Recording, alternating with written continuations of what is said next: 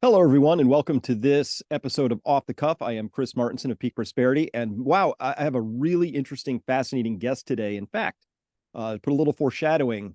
Met this gentleman, and Evie and I did when we were with the FLCCC down in Dallas last year, and we got to talking. And it turns out this gentleman has a device, and it turns out it's a magic device. And we're going to hear all about that magic device today because one of the great things that's come up from COVID, of course, is my worldview about where health is, how it comes from has been busted open, but the synthesis is very simple. If we can just recreate what nature had intended for us, be that getting the right vitamins and nutrients and micronutrients or the sun. Well, today we're going to find out about the influence of gravity, as it were, and we'll decode that for you with somebody who I consider now a good friend, Peter Simonson. He is the president of a company called Juvent. You'll find out what that is. Really exciting, really interesting. Peter, it's so good to be talking with you here today. So great to be on your to meet you, be on your show and meet your team, Chris. Well, I'm really looking forward to this because we have one of your magic vibrating boxes in our kitchen. Evie and I use it. Evie can speak for herself, but you know her background. Most people listening to this might. She's had 3 back surgeries, including a spinal fusion. She's just been living with chronic pain, and this device has absolutely, in my estimation, been helping a lot. She can travel a little bit better now, so her pain is down to a much more manageable level, and that's after just a X number of weeks. So I think we're on a couple of months of use now at this point in time. So, without any further ado, president of Juvent, Peter Simonson, which is it's a mouthful for me because you're Peter Simonson and my son is Simon Peter Martenson. So it's my brain has to work a little hard to get that all to come out just right. That's great. We're a good so company. so So if I bobble it ever, Peter, just stop me. It happens. But I want to talk to you about this Juvent, and so you've got some slides for us. I can't wait to take people through the science of it because that's something that it really astonished me, and the more I've thought about it, the more it sort of settled in as yeah, and what I'd like to do today correct. is I'm going to use slides today that I use with MDs, PhDs, Mm-hmm. NDs, DOs, the whole thing. And what it does, it covers the tips of a lot of icebergs. And the topic, as you will find, is far broader than you could literally get a PhD in any one avenue of it. But we're going to try to cover enough to make people understand, but also apply it to their life. And anytime I give a talk with anybody, a group, or I always encourage questions. And so what I'm going to do is assign you to ask the questions on behalf of everyone else. And so Will if there's do. All anything that right. I say that seems a little too fantastical and that sort of thing, call me to task. I love it. And All right. and that's kind of our goal today. And my goal is to really introduce you to Juvent and get the audience excited about it. And it's funny, I was talking with a physician yesterday. He goes, "Well, I'm becoming very interested in it." And I told him, "Well, if you're just interested after our talk, then I've failed. I want your mind blown." At the end of the conversation, I asked him. He goes, "This is mind blowing." I go, "Mission accomplished." There we So go. that's where we are on that. Okay, and I'm going to do a quick screen share, and we'll get underway. Fantastic. Okay, so we'll talk about who and what Juvent is, the physiology, and patients. Remember, this talk is suitable for medical doctors, and your Mm-hmm. audience, I'm assuming, is they're sharper than the average knife, and I don't think we're going to talk over anybody's head. A quick my background is kind of interesting. My academic background is mechanical engineering. I graduated from Georgia Tech. And I soon after went to work selling spinal implants and watching surgery after surgery. And being an engineer, I invented a better mousetrap. And that better mousetrap turned into be one of the most popular spine systems in the world. You can see in the back is an advertisement of that. Mm-hmm. And it was used to really not reinvent spine surgery, but add a few pages to the book. And so we were able to do simple degen cases quicker. And then we rewrote the book on spinal deformity, especially in adults. And Medtronic gave me one of their boards, high technical contributor of the year. And that's from the largest medical device maker in the world. And the reason I point that out, Chris, is that I'm not easily wowed, and I can put things in perspective better than most.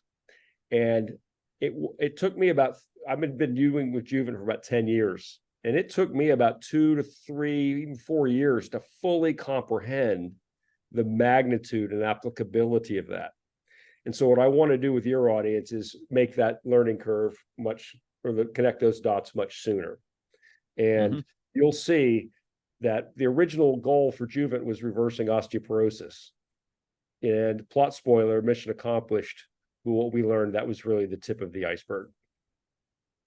So real quickly, what the hell is Juvent? Juvent is a platform that patients stand on, and it applies what's called micro impact. And it's often confused with whole body vibration. And there's some similarity, but it's very, very different.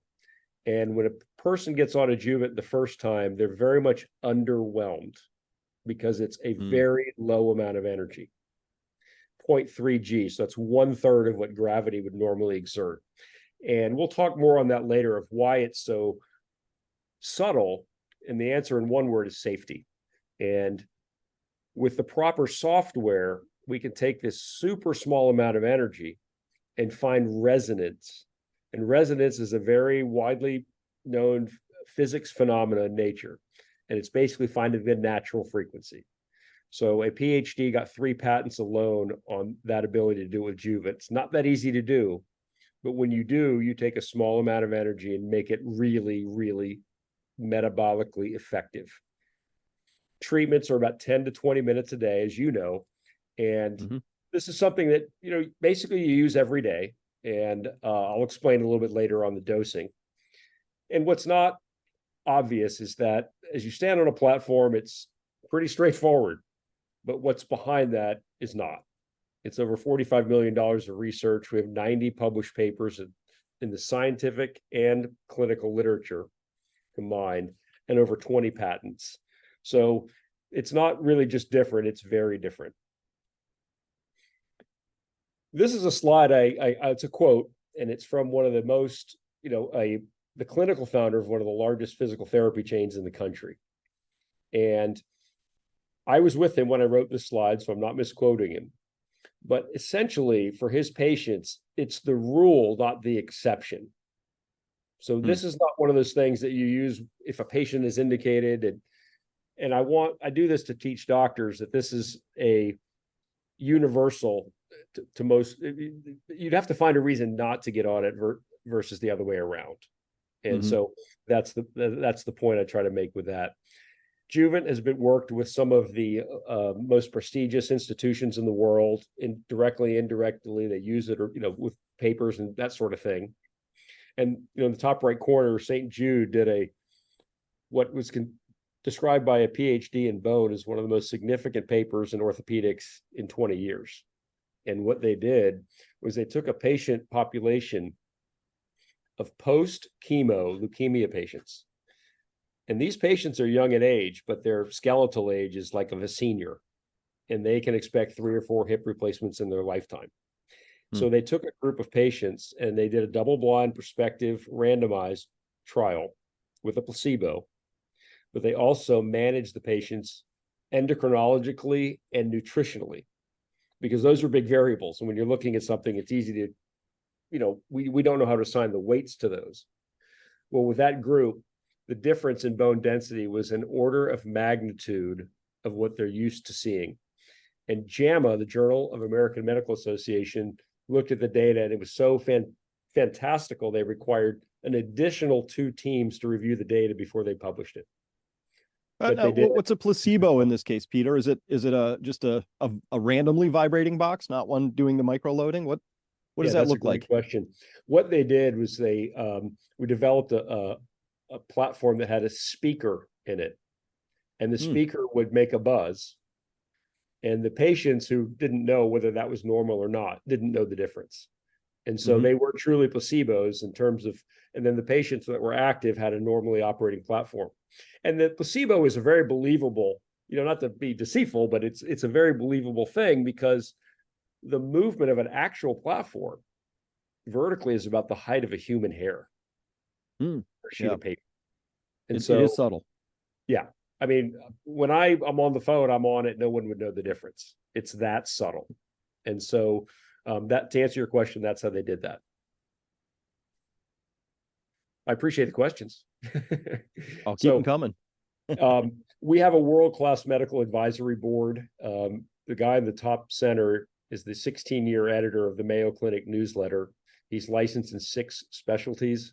And I mean, he's an example of the people who have reviewed our literature and have said, wow, I'm on board. And so this is good for us as validation, but also when people ask us a question and we don't have the answer, we've got a very deep well to go to find out.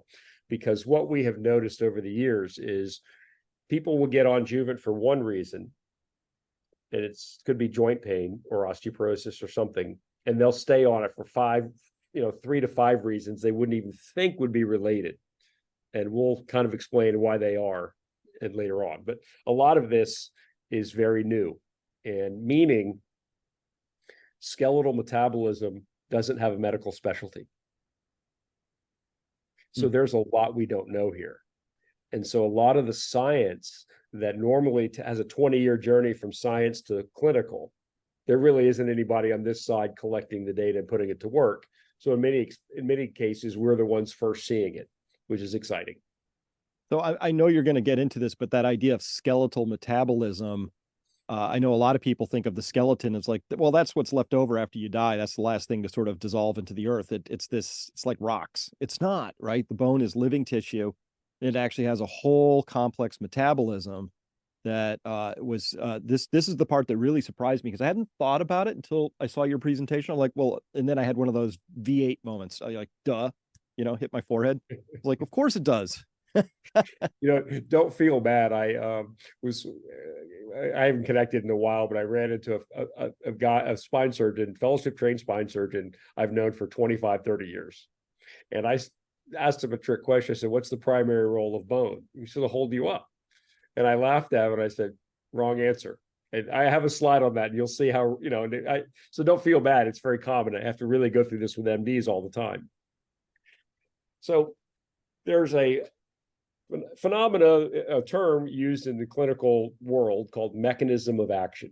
And it's, if you have a drug or a treatment that you apply and does something here, you kind of want to know how it's actually doing that.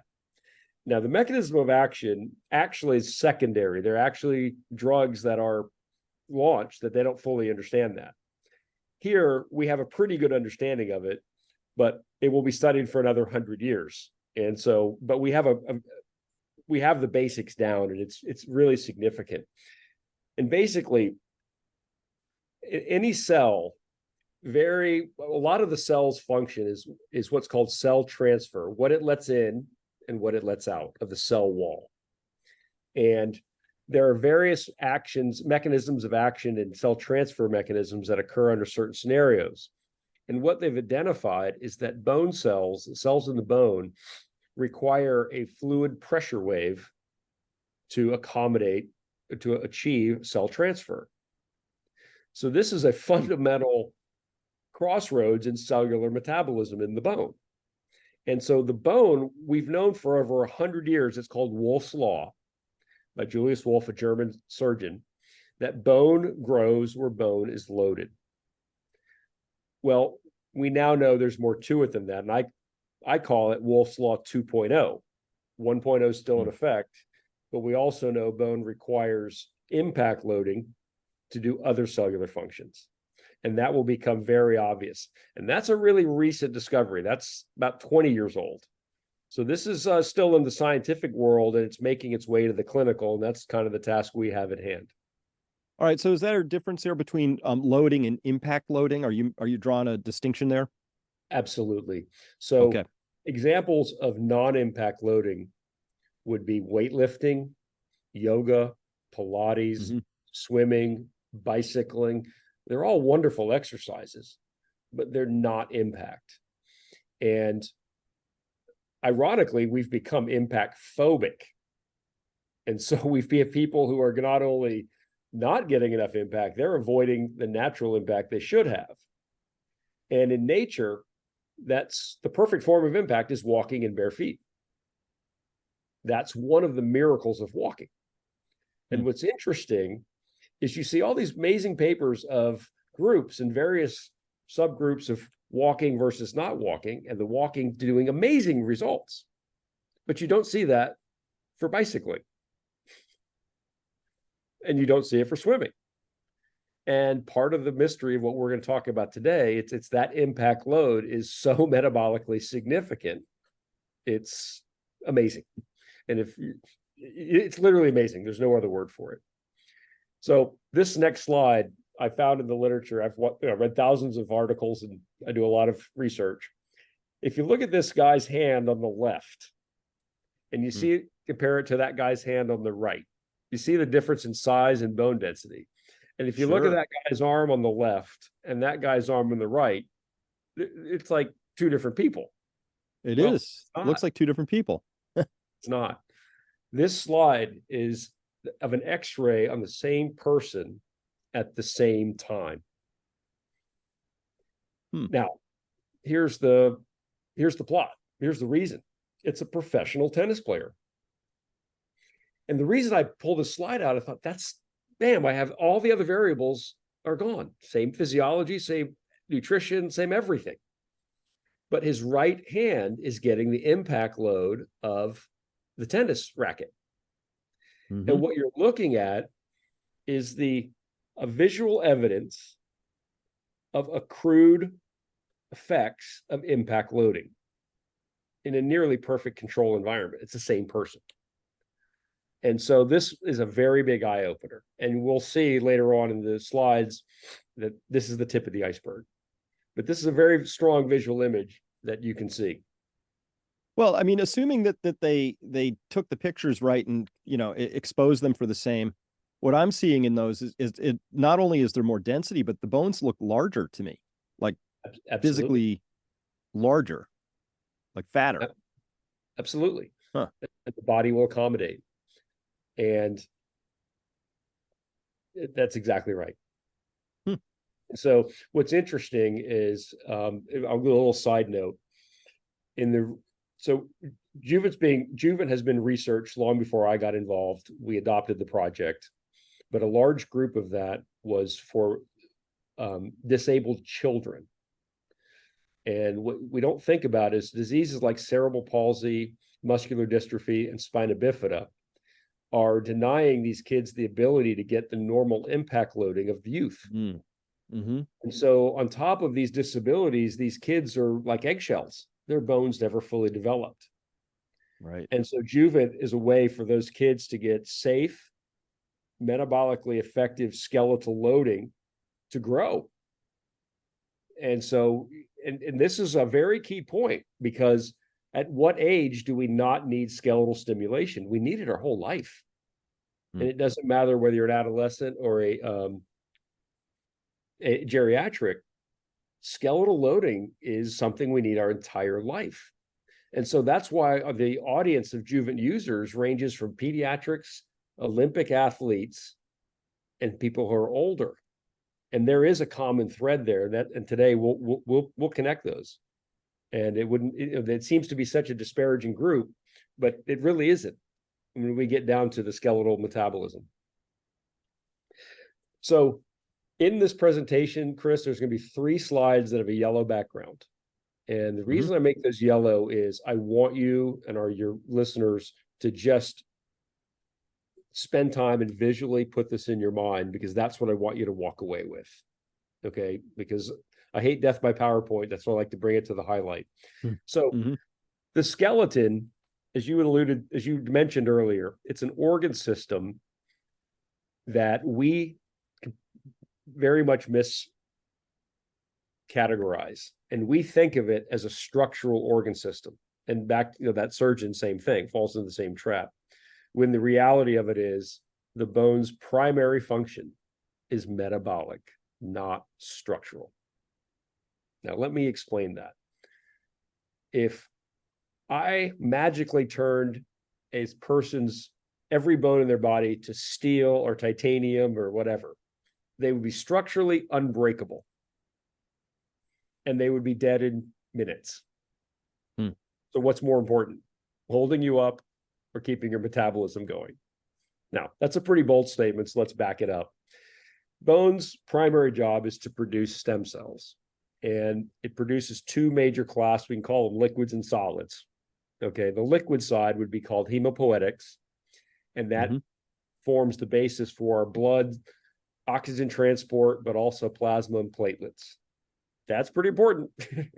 Secondarily, it produces all 5 types of our white blood cells, which is our immune system. And this was one of the reasons I had a hunch that we would help COVID patients. And it turned out that was correct. And that's a side story. We'll chat about that. And as you know, having reviewed the literature with both Dr. Corey and Dr. Merrick, they've said there's a reasonable connection to make this a third line therapy for vaccine injury and COVID patients. And that's where it belongs. It's not the primary, but it's adjunct. And that's its own story, but we won't go into that. The second class of stem cells we can call the solids or mesenchymals. And these cells are our source for bone, muscle, fat, cartilage, and connective tissue. And that looks a lot like a joint, doesn't it? Yep. And we saw on that previous slide, on that previous slide, the effects we have on bone. But those same stem cells can be other things. And I've got slides from an animal study that really brings that into light. Bone does our mineral lipid storage to keep our heart pumping at the right rate, and our calcium storage. It's constantly adding and subtracting calcium from the bloodstream as a regulatory mechanism.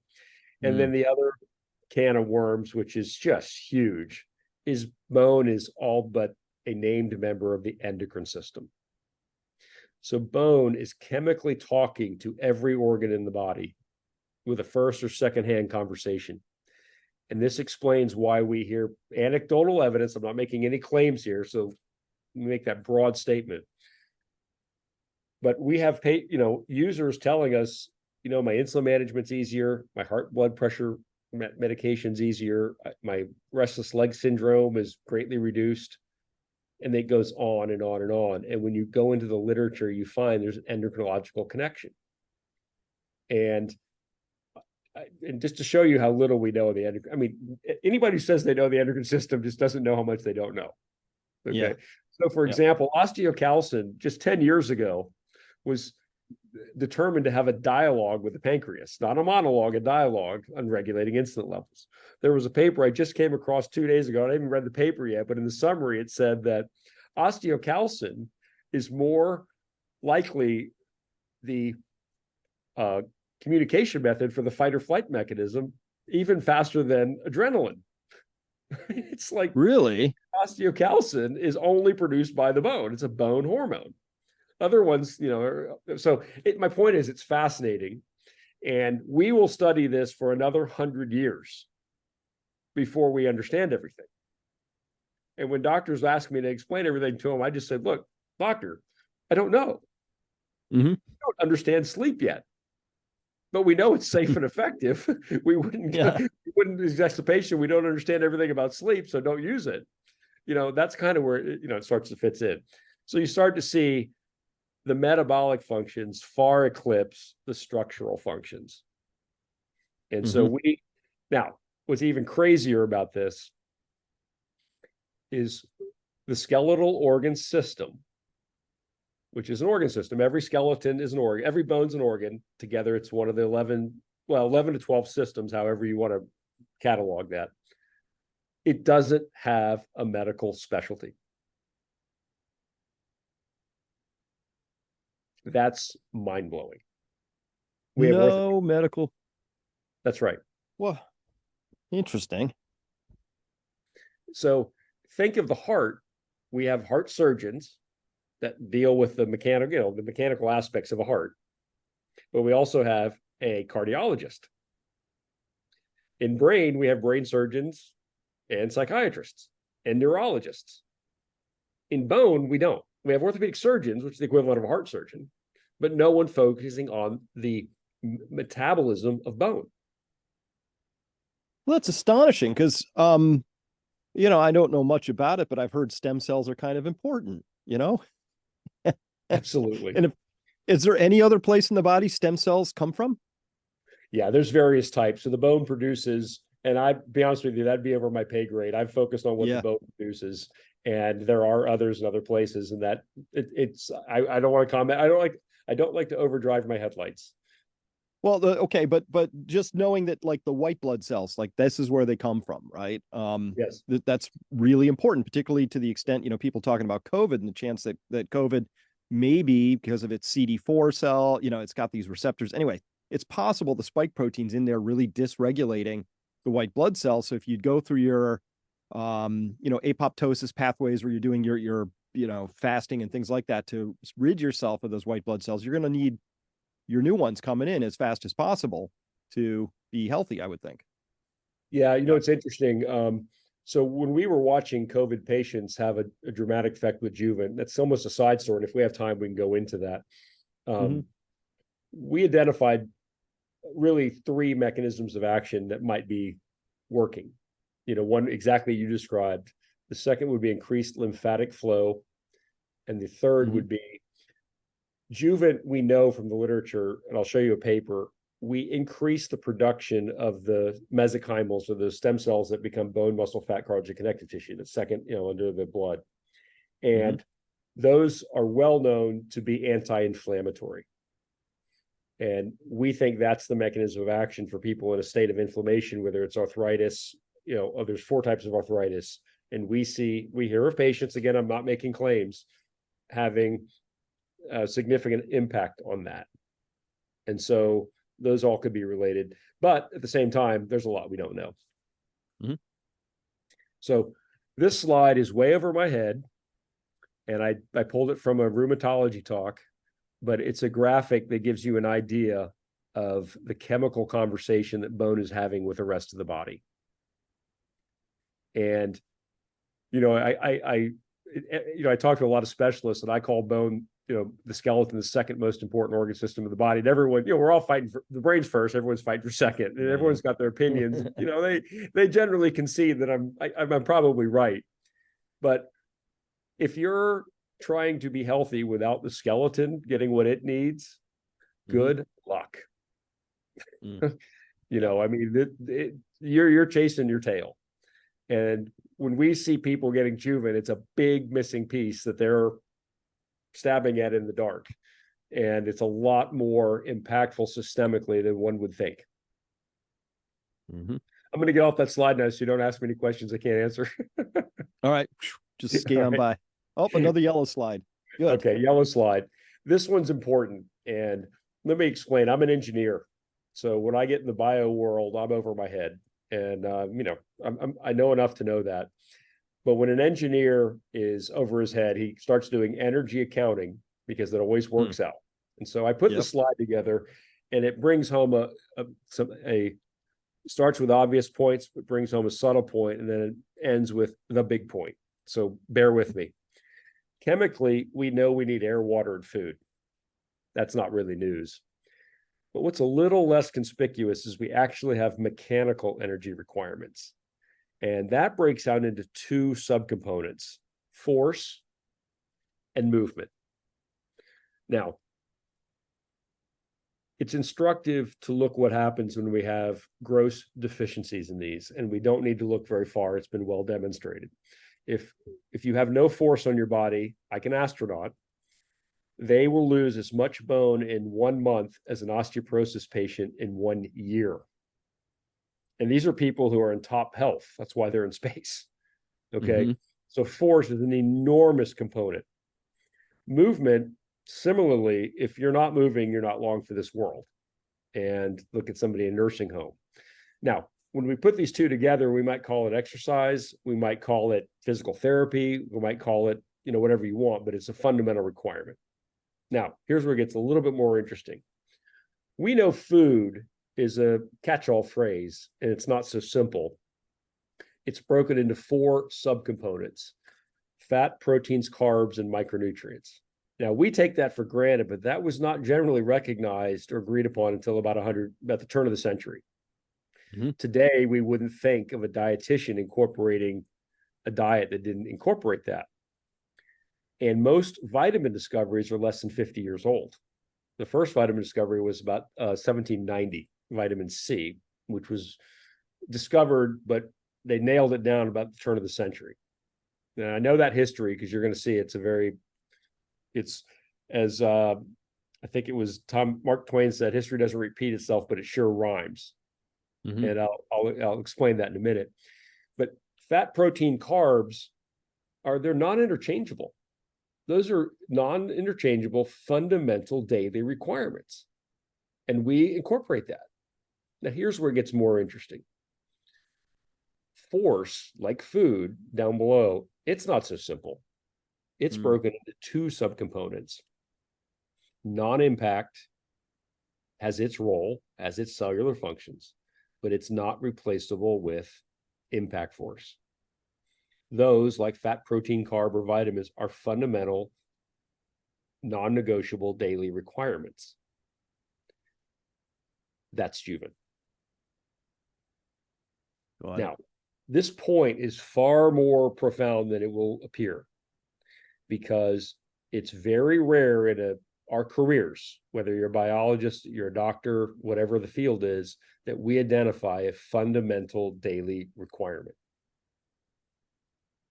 That's a whole other orbit, more foundational than a treatment.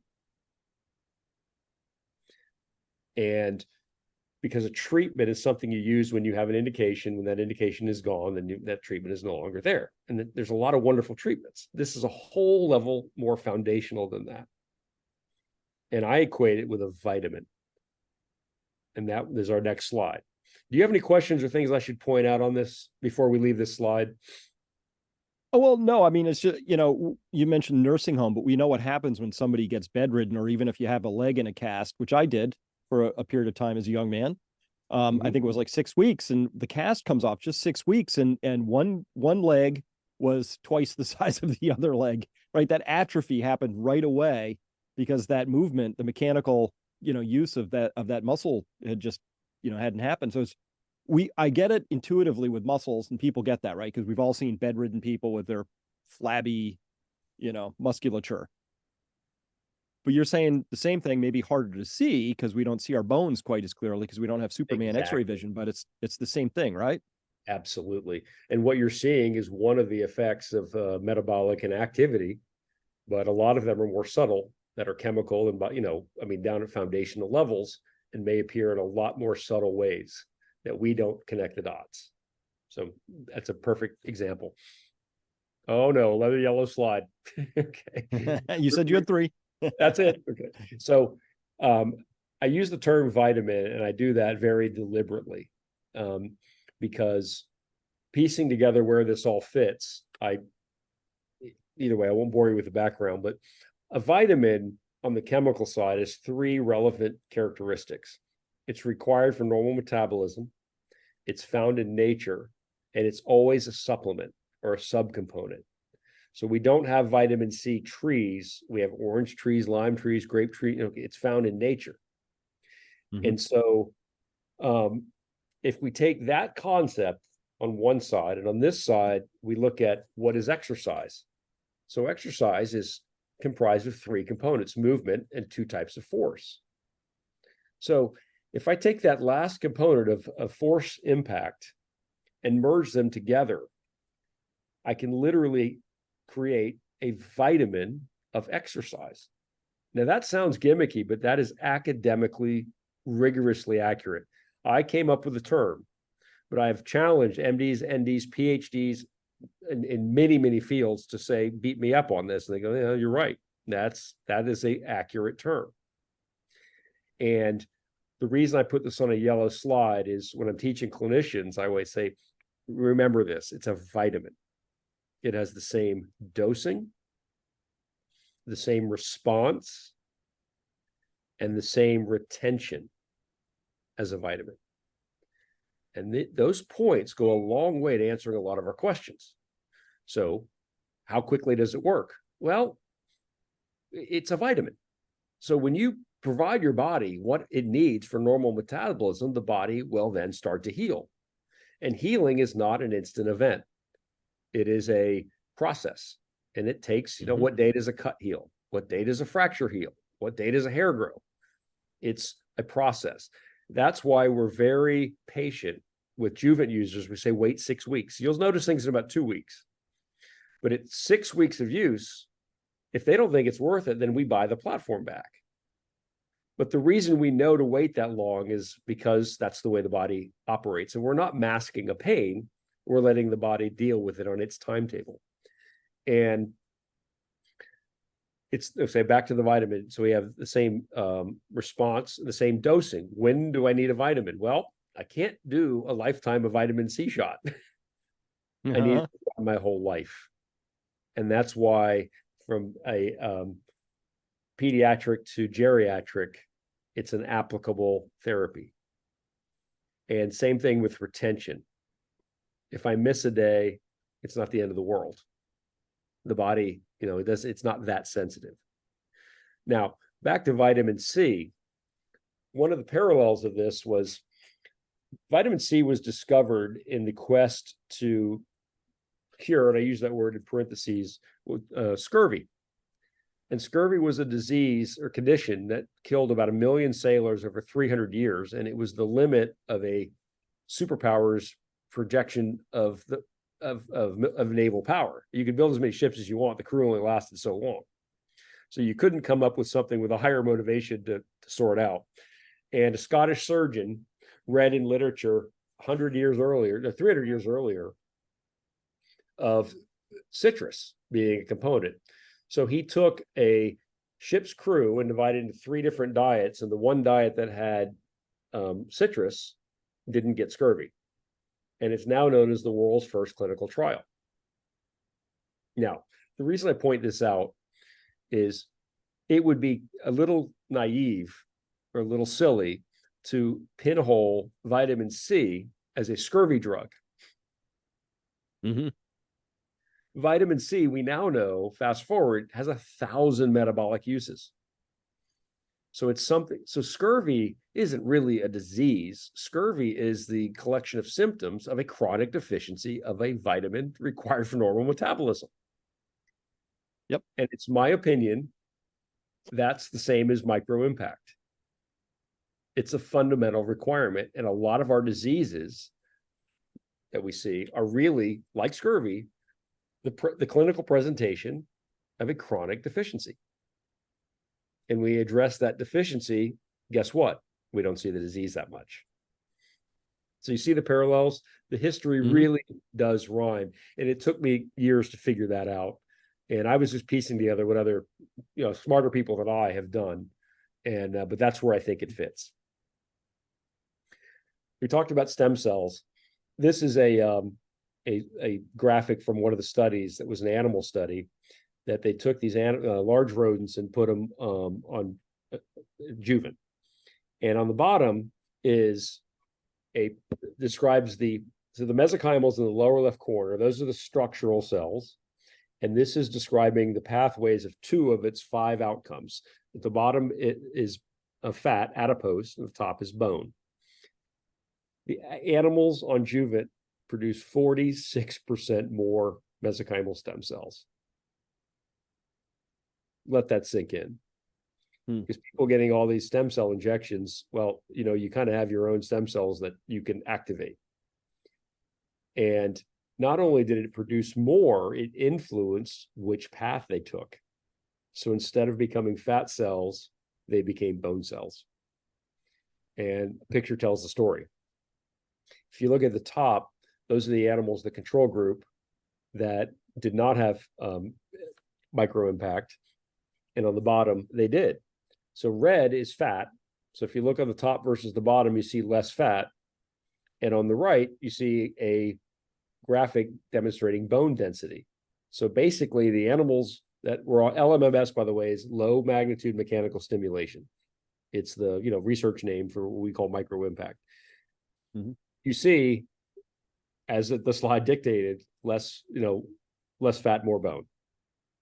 And if you think about it, it's the best stem cell therapy there is. You're the donor, you're the recipient, and your body gets to figure out what type of cell and where they go. And I guarantee you that's probably more elegant than a needle jockey trying to find the best spot to put the injection, that Yep. people spend thousands of dollars on. Any thoughts or questions that I've overlooked, Chris? No, keep going. I'm Okay, tracking. no problem. Is that phenomena true in humans? In a word, yes. And there's less data on that because studies are a lot more complicated, but it's not a phenomena that's exclusive to, a certain animal breed and that sort of thing.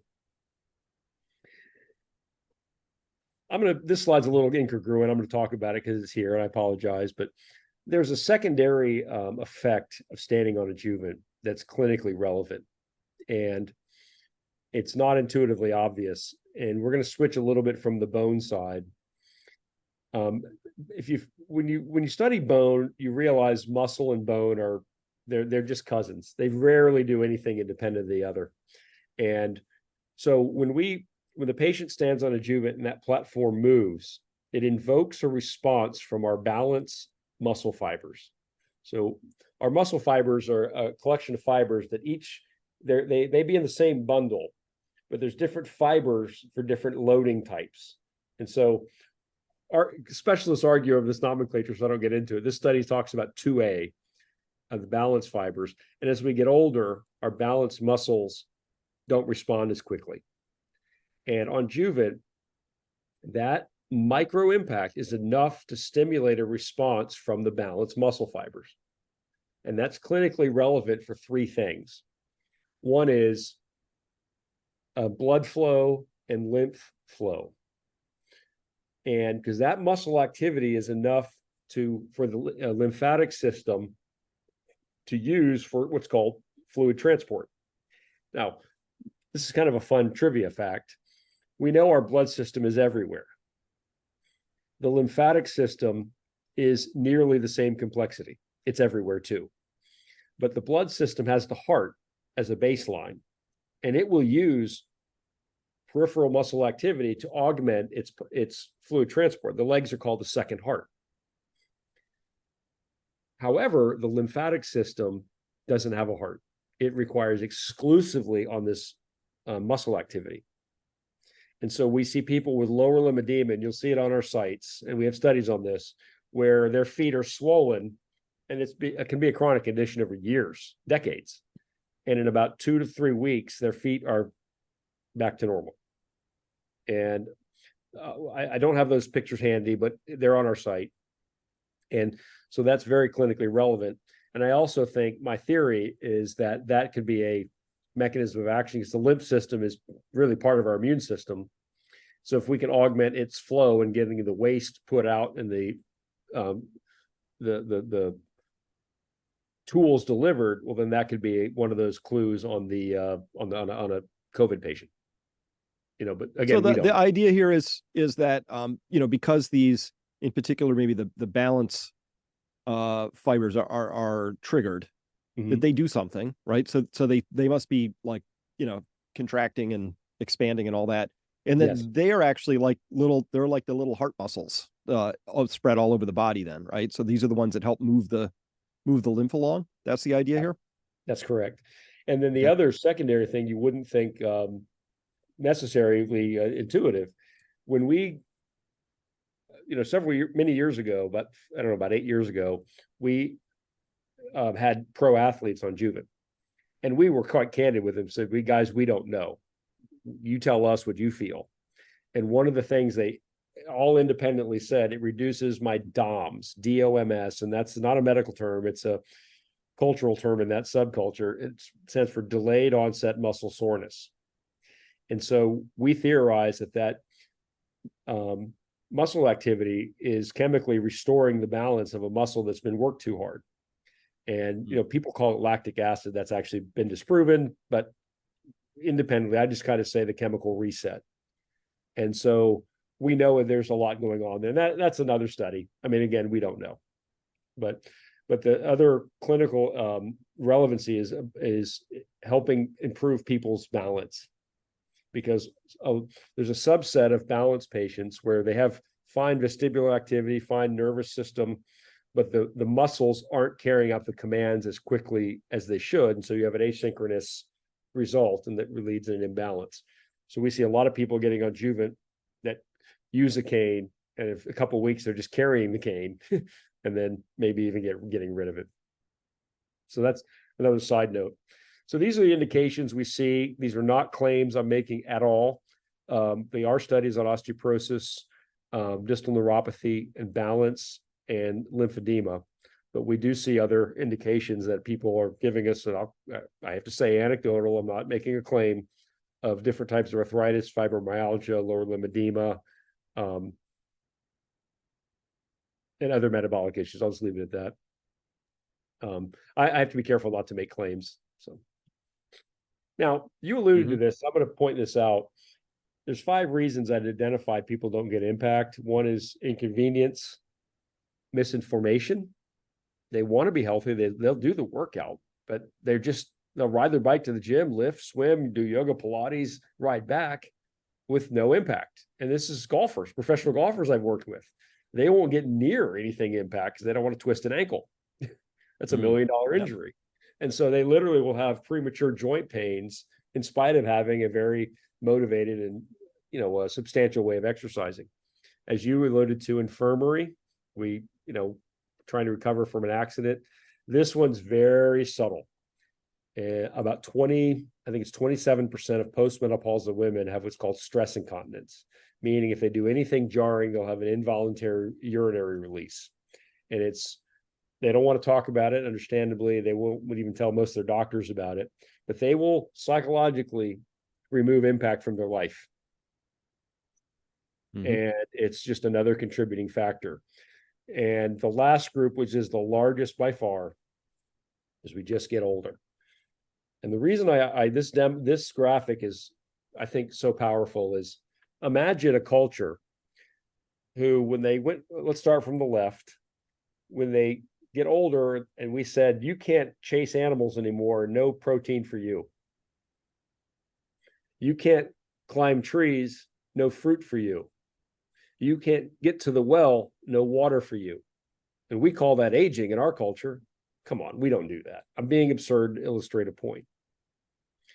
Because that is exactly what we do with impact loading. You can't walk, here's a cane. Can't walk, here's a walker. Here's a wheelchair. Let's just get rid of that walking. We call that aging. And as a result, you have the second most important organ system in the body metabolically shutting down. And the aging is just accelerated. Now, my mom was our first clue on this. When we were doing due diligence on Juvent, the company had gone, the founder had died, and the company went into dormancy. And so we did about 2 months of due diligence, and part of it, we borrowed a platform. By coincidence, my mother, at age 76, had fractured her pelvis. She was 78 at the time. She had an unfused pelvic fracture. This is an enormously painful condition. It flared up. She was walking with a walker 2 hours a day of an otherwise active woman. And we said, Mom, why don't you try this platform out? So she gets on it. She's desperate. She's getting addicted to painkillers. She's becoming bedridden. In about 2 weeks, she's up with no cane and no pain. And we were like, wow, we've been in orthopedics for 25 years at this time. So the platform we had was a borrowed platform. We had to give it back. My mom went right back down. The pain had flared up. So she called me on the phone and she said, Peter, I don't know what you're gonna do with that company. I need one of those platforms. So Chris, I got online. I said, Mom, they sold thousands of them. I'll see what I can do. They aren't in production anymore. It took me about, I think, 2 to 4 weeks of scouring the internet. I couldn't find one on eBay. I found one on Craigslist in Canada. The guy's mom died, had no idea what it did. I said, I'll take it. My mom just celebrated her 90th birthday. She lives independently in a 3-bedroom, 2-bath house with a guest house and a pool. And that platform is, in my observation, is why she's up and running and not in a nursing home. So this is a lot of impact for me. And we didn't realize at the time that was a preview of bigger things to come. This is a slide that I showed to doctors. And these are diseases, so you may or may not know, that most doctors will have never treated in their career. If you've been trained recently in the US, you wouldn't even see these patients unless you were in a third world country. And the reason I put this up is every one of these diseases were identified to be a long-term or chronic vitamin deficiency. And when that was identified and the vitamin was made easily abundant, those diseases went away. They are diseases of history. And it's my opinion that this mechanical vitamin is the same. And I think it's the missing link of so many musculoskeletal and metabolic diseases that we can have a positive effect on. Another slide I give to doctors. I said, look, this is 11. I think it's 11, whatever. It's a list of conditions that can all be treated with an over-the-counter or a conventional way. And I say, can you imagine somebody seeing all these specialists, and that's the list of conditions from dehydration? Can you imagine people not asking, do you drink water? Yeah. And so the point is, water is not going to cure all of these things, but it's one of those things you got to look at the spot deficiencies before you start doing treatments. Does that make sense? It sure does. Now, water is helpful and wonderful, but it comes in dangerous forms.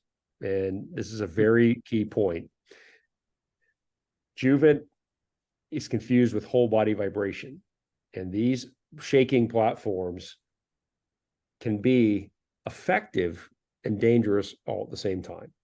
So let me explain. As much as I need water, I can do it the wrong way. Now, if I look at that glass of water on the left, that's pure water. I drink it. We know what happens. Life's good. If I drink the glass on the right, I'm not going to die of thirst. That mechanism of action is still in play. But if it's polluted, I have to deal with the toxic effects. It's not really the best way to do it. So impact can be done incorrectly, where one organ system will respond, namely the skeletal system, but the rest of the body sees it as toxic. And so this slide is a graphic to illustrate that, where a micro impact or reasonable amount of energy is metabolically required, welcomed, wonderful, the body deals with it. If you get too much, the body goes into inflammatory responses saying, this is not what I want. Okay, so we have to clear that up, because Juvent gets lumped in with whole body vibration, and those are, demonstrably overkill, and they can be very dangerous. Now, I just found 3 papers the other day describing detached retinas from high energy plates. So now we've heard this, but it's now being in the clinical literature, and most of that hazardous information is found in the occupational literature. So like, ISO and these industrial, they have their own body of literature that clinicians never look at. And so if they did, they would be horrified, go, oh, no, don't do that. So we're doing a better job of educating people on that, but we have a lot of work to do. And so Juvent is not just different, it's very different. And what it's doing is applying, now there's a paradox here, and that is, and you're smart, your readers will figure this out, but I'll fast forward and let's address it. Not your readers, your viewers, I'm sorry. Is we're so low energy, we're at 0.3 G. Why so low? The body can take more than that. And they're correct. The body can, when we walk, we're getting a 1.3 G load. Obviously, that's not harmful. The difference is the body can take higher loads, but it never sees high load at high frequency. And when you try to combine those two, you get in trouble. And so a walking step, for example, is maybe 2 hertz, where that energy that's input into the body, it has a path. Usually it's a bent leg. Okay, the body shields it, but that energy can be dissipated before the next one comes in. When you start applying higher loads, those waves can combine. And so the body doesn't see high load at high frequency. I could talk on that for an hour, but The funny, interesting part about it is, let's look at the reverse. When does the body see high frequency at low load? It's a tough one. It's not, I wouldn't expect anybody to answer it. But it turns out that the balance muscle fibers fire at 30 to 90 times a second just to keep us standing. And bone is so mechanosensitive that it can use that. That's the theory. So the bone is used to getting high magnitude, high frequency, low magnitude all the time. So Juvant's working range is 32 to 37 hertz. And the reason that frequency range is chosen is because it doesn't resonate other organs that you don't want to. So for example, when you get into the teens, you can resonate major organs. When you get into like 18 to 20, you can resonate the eye. And so 32 to 37 is a nice blend. It's a sweet spot to where you get great transmission, bone's happy, the rest of the body's not upset. And the trick is the software operates in that zone and finds where they can find resonance for you. And that will change over time. And it could be influenced by fluid content, our weight, our body mass, our age, even the floor surface. So what it does is it observes it and matches it. And it does that in the first 12 seconds. So it's a really, the term biohack really does kind of fit. It's really safely navigating through the metabolic path to be safe and effective. Any thoughts on that? No, that makes sense. I mean, you had a slide earlier that said there was $45 million of R&D. I assume, there must have somebody studied this good and hard, huh? It took a while to unearth that little insight, I bet. This is an interesting slide from one of the research papers. And what they did, it was an animal study of birds, believe it or not. And they found out that bone, if you look on the left, I'll explain it verbally, but basically they were comparing high load at low frequency and found that bone is pretty damn versatile. It can take big loads and get its work done. But it also found that bone is extremely mechanosensitive. And so what we can do is, instead of doing this, we can do this. And a big impact, the bone's fine with. If you fall off a building and land on the street, you may crack your head open and die, but your femur is going, yeah, okay, thanks. You've got to be respectful of the whole body. But at the same time, we can get the same metabolic effect with doing small micro impact. And that way you kind of have your cake and eat it too. So this is an illustration of the high power plates and the others. These are orders of magnitude. And I mean that. I mean, these plates are advertised at 1, 2, 4, 5, 10, 20x. And it's insane. And so either way, so Juvent is very different in that regard. And the trick is resonance. It's a software, and that's how we're able to really pull it all together. This is a slide I pulled from a German math textbook. In engineering, when you study resonance, you see when you're resonating, you're either on or you're off. And this shows, in the very most generic sense, the difference it makes when you find the actual frequency you need. And so the efficiency goes way up. And that's a really key component.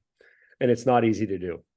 And so, and we test our machines to make sure they're finding it, on tap. We have an accelerometer, and then the software and then the hardware itself will make sure it all works together. Well, that's back to the full circle. That's kind of Juvent in a nutshell. And it's one of those things that we're excited to share. We're excited to hear the stories and the people's successes. And that's why we're so confident. When people get a Juvent, we're very patient. And we can't make claims. We don't have studies on every one of these indications. So what we tell people is, when they buy a Juvent, we encourage them to use it as much as they can for 6 weeks, including their family. And at 6 weeks, if they don't think it's worth it, then we buy it back 100%. And with that in place, people have a $6,000 motivation to say it doesn't work, because that's a lot of money if it doesn't work. But if it does work, it's nothing. I mean, comparatively. And in either event, if it doesn't work, it is nothing, because we'll buy it back. So we have a 98% success rate on that metric.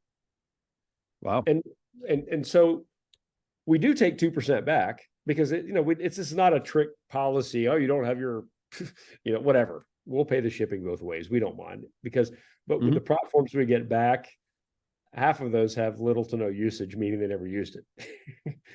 Yeah. So anyway, I'll you can draw from that whatever you like, but we have the data. We know it's not a mystery or conjecture, but it's fun to hear the stories, and we hear them from all over the world. People don't know each other telling us the same thing, so you gain a lot of confidence when you see that.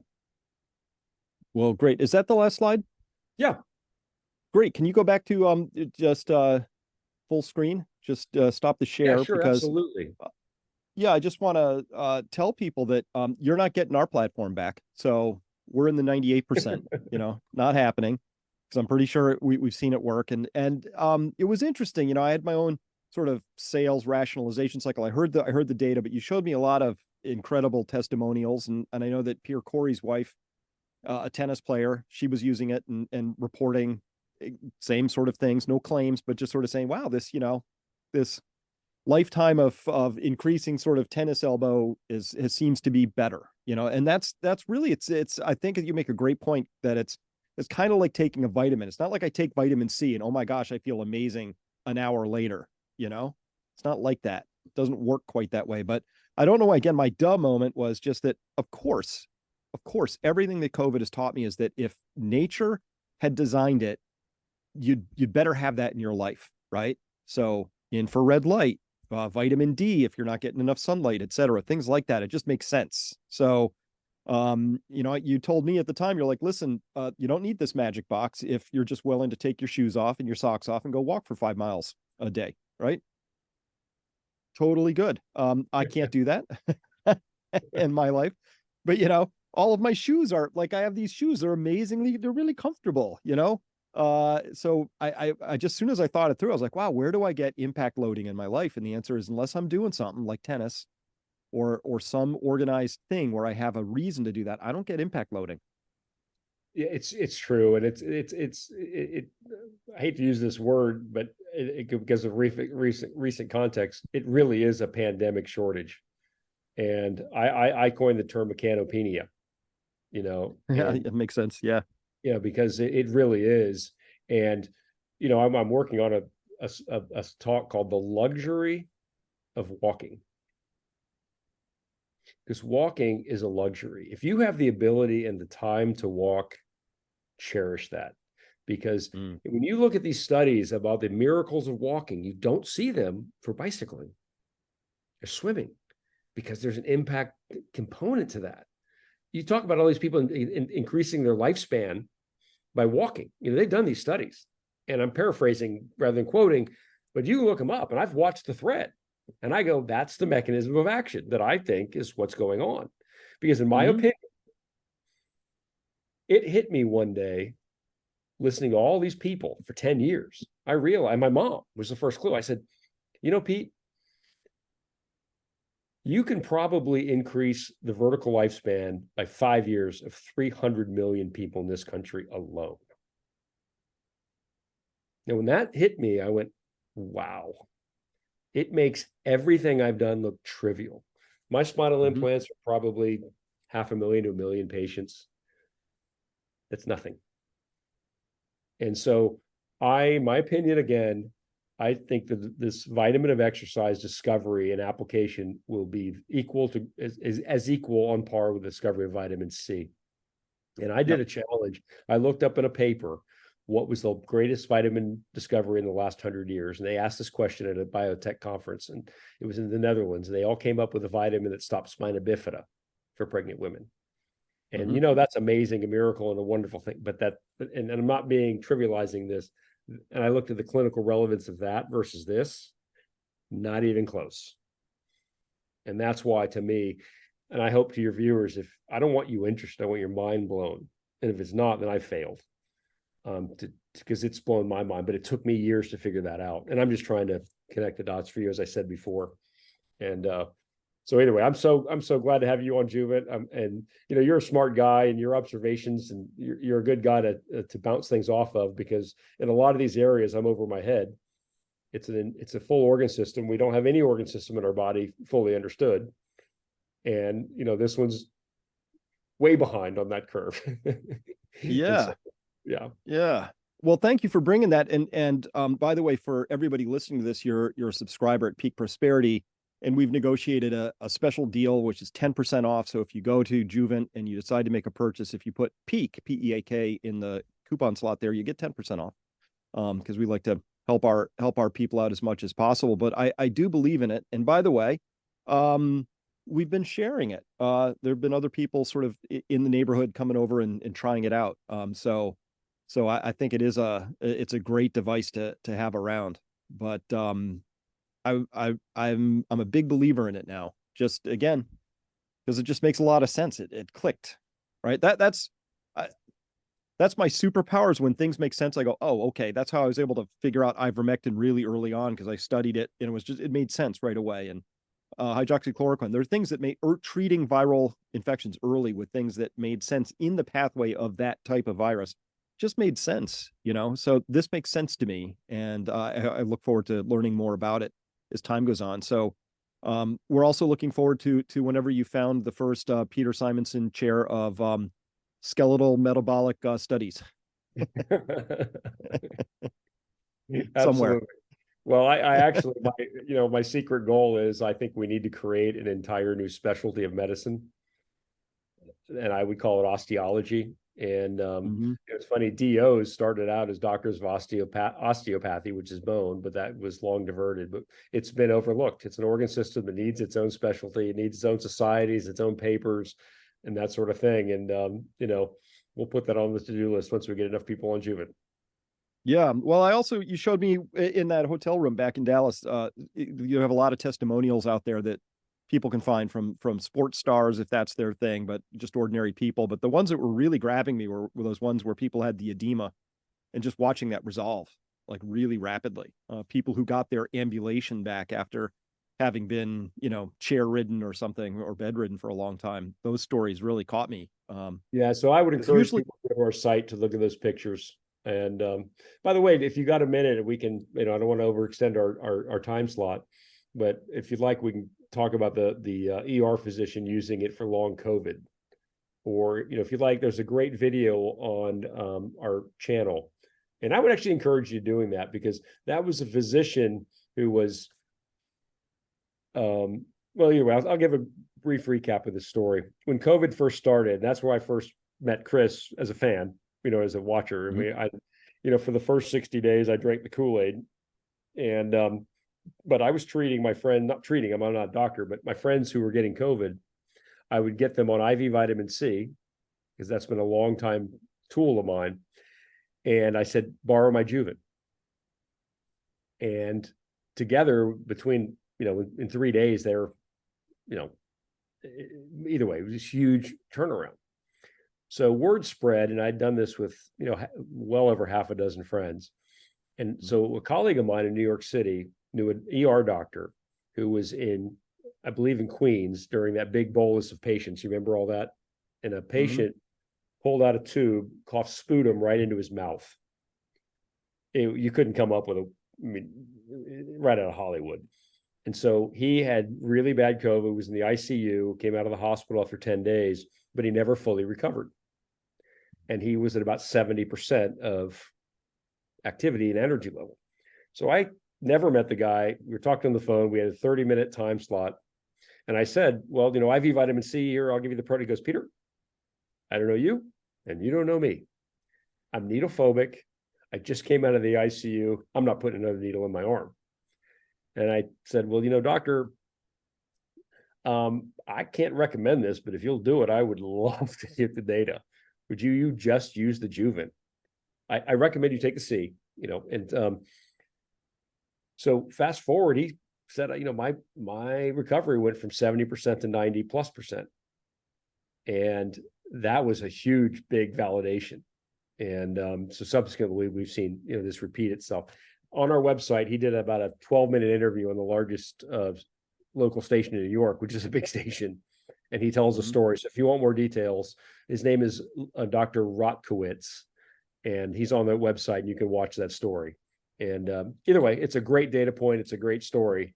And the cool part about this was meeting Dr. Merrick, who's been a hero of mine because my father died from sepsis. And Dr. Merrick is he's the guy that like you, Chris, I was a fan from afar, and working with FLCCC, it was such a pleasure to meet him. And I've gone over the literature with Juvent with him, and he's given new insights, and it's fantastic. And getting minds like you and him and Pierre Corey on board, just watch out. I mean, the best is yet to come. And I'm just so excited about that.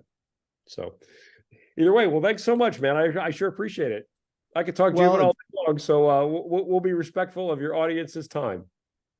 Well, thanks for that. And when we post this, I'll send you a link, and people will probably have comments and all of that. So if you wanted to just sort of weigh in and answer some questions, that would probably be good too, or have somebody from your team do that. But yeah, thank you for this. It's a real eye opener, and whether people, get a magic Juvent box or not, which I think they should, especially people who are older or worried about bone loss. And we've had direct questions about bone loss that I've sort of been waiting to get this on, because I didn't want to I couldn't answer it as completely or as well as you have here. But I would invite people to look at that, because you also had data that you didn't directly go into today, where on the actual science around reversing the osteoporosis, the bone loss, the increases in density that result are, if I remember the story right, way better than the drugs, the pills that they push for these things. So I would invite people to look at that data. Yeah, absolutely. And we encourage people to talk with their doctor and manage the disease, and the drugs can be part of a regimen. But what we're offering is really just a quick metaphor that I think is very applicable in a lot of contexts. Look at bone growth as a chain of events. And when you're the last link in the chain, people call you, quote, the cure. And Juvent, there are other links in the chain. Juvent, mechanical stimulation is one link in that chain. Yep. There are others, and your doctor can work with that. And the other is nutrition and perhaps the pharmaceuticals when needed. And so what we've done is along with Juvent, we have a bone supplement called hydroxy-BMD that can go. It's a great supplement that you and your doctor can use as the nutritional component of that chain of events, because nothing in science and nothing in biology is one-to-one. Drives us engineers crazy. You guys are smarter than we are, because we're like, hey, this pushes that, we got that. Nothing works that way in biology. And so my point is we try to apply those that are there, and then the other links, of course, work with your doctor on that. All right. Well, Peter Simonson, president of Juvent, thank you so much for your time today. Thanks so much. Really appreciate it. All right. We'll talk to you soon. Cheers.